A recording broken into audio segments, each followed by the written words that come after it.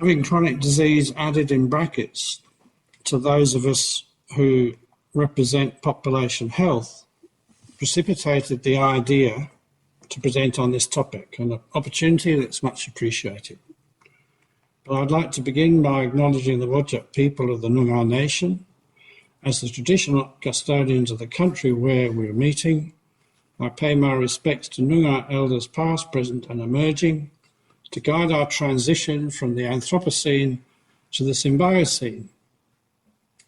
I'm on the board of Punta Kunu Aboriginal Medical Service, which is on Martu and Niyarpali country, and suspicions that the definition of population health is somewhat different to ours is one of the reasons why I wanted to share some thoughts on this topic. First, we should start with a definition of population health, and it's been described as a made in Canada term. And that being the case, it's one that I have tended to use over the years. And as you can see, it's pretty straightforward.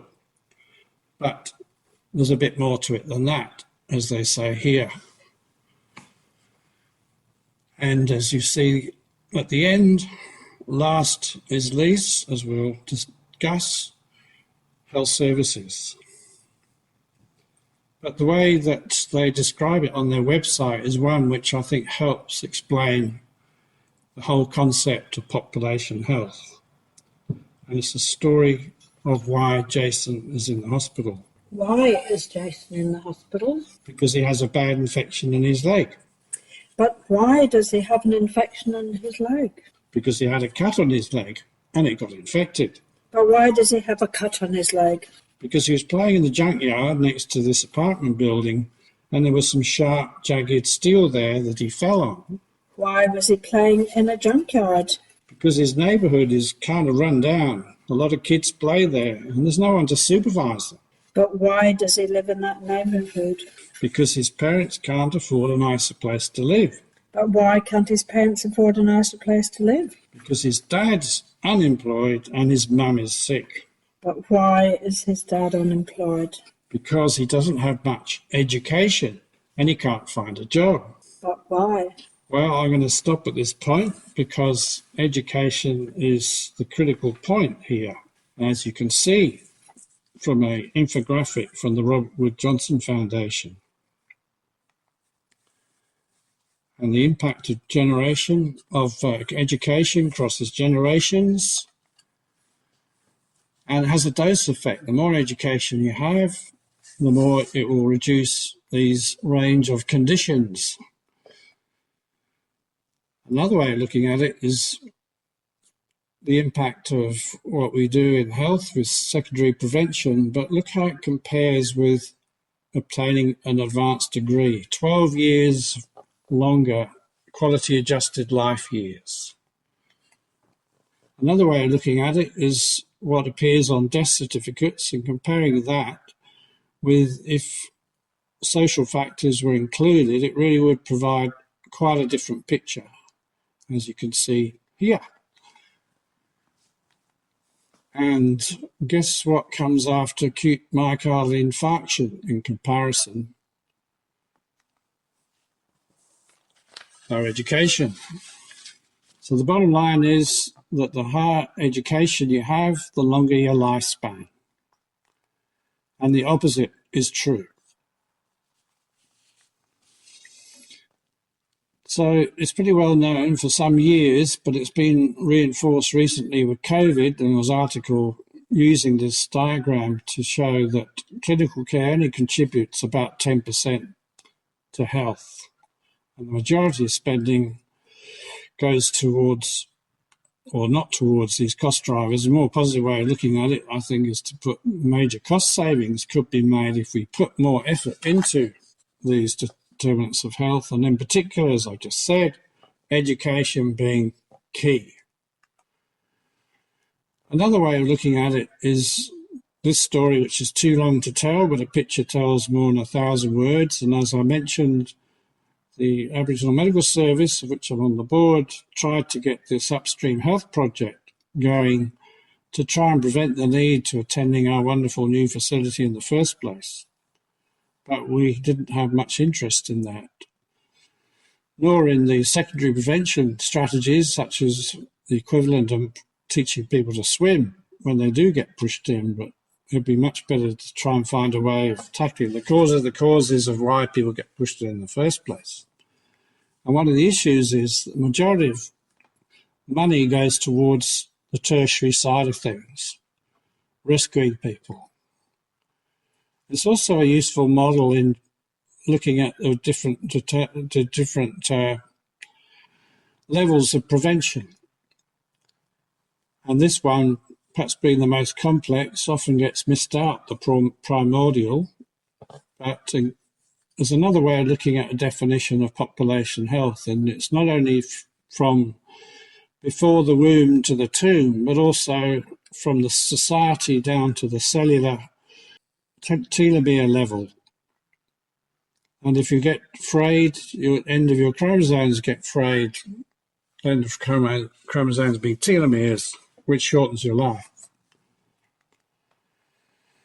And I've used this cartoon to convey the fact that we have health repair shops. And this is a description from an article by Don Berwick in the Journal of the American Medical Association. And here's Jason trying to get some help. Unfortunately, he gets knocked back. And as a result, he's going to end up like this from a study in America, but probably applies to him wherever this situation occurs, which tends to be a global situation. And this book came out just about the same time that COVID showed its ugly face. And of course, COVID has made the situation even worse. And as we'll discuss shortly, it's been discovered that the healthcare system needs repair because it's currently not fit for purpose. So it's understandable why primary health networks are in a difficult situation, as reflected in this article from the Mandarin. From where?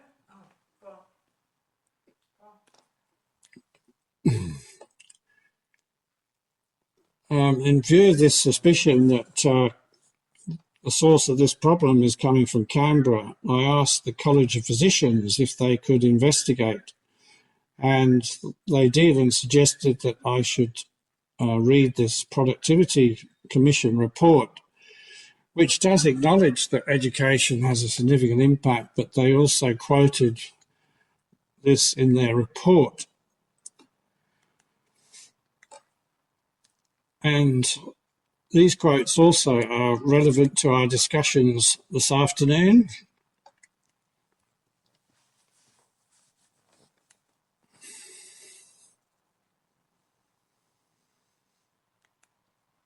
And they even tackle the elephant in the room that's been not discussed much in the last few decades, but seems to have got on the agenda.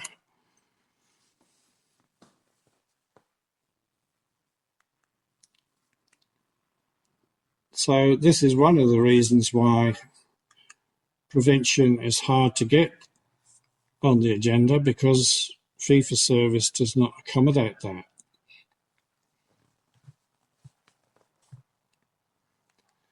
They also suggested I read this supporting paper, which I thought, well, what's the point? It's 4 years old compared to that current one. But I'm glad I did, because of these rather startling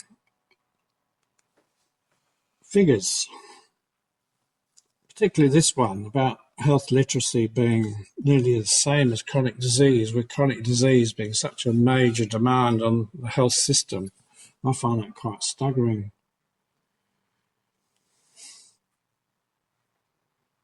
Schools are obviously a very important place to convey health literacy, and yet, as you can see on this graph, there's a lot of work to be done.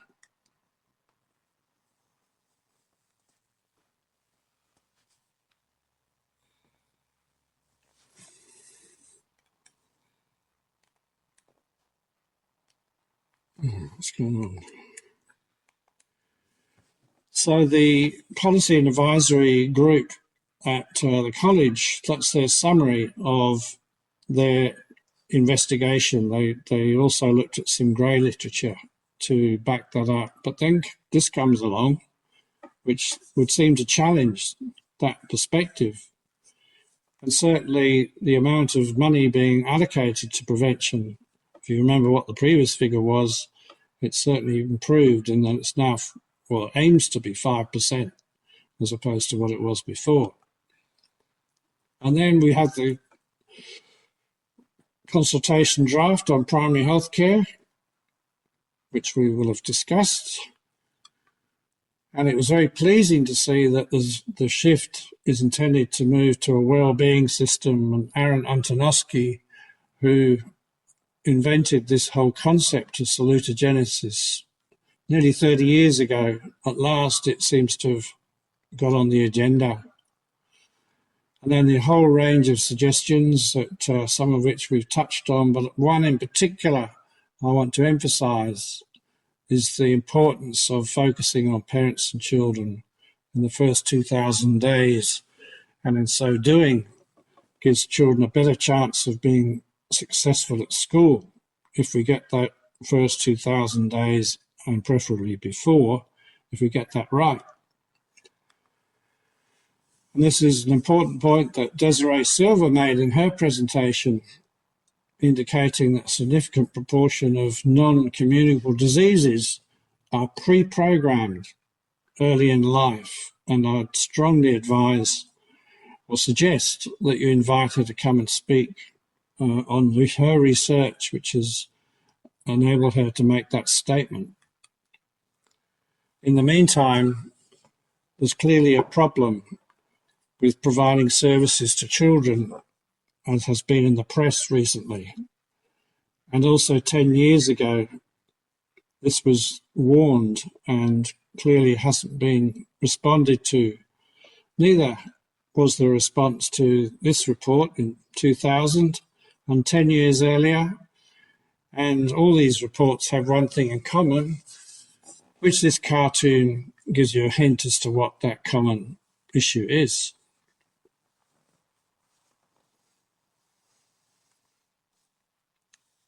So not that funny, but as this is a significant problem here and now, which requires urgent attention. On a more positive note, there is a movement to support children across the globe with this launch back in April of this year to have children in all policies. And in it, they have, or in the Lancet article, they have this diagram, which is Halfon's Life Health Development Model.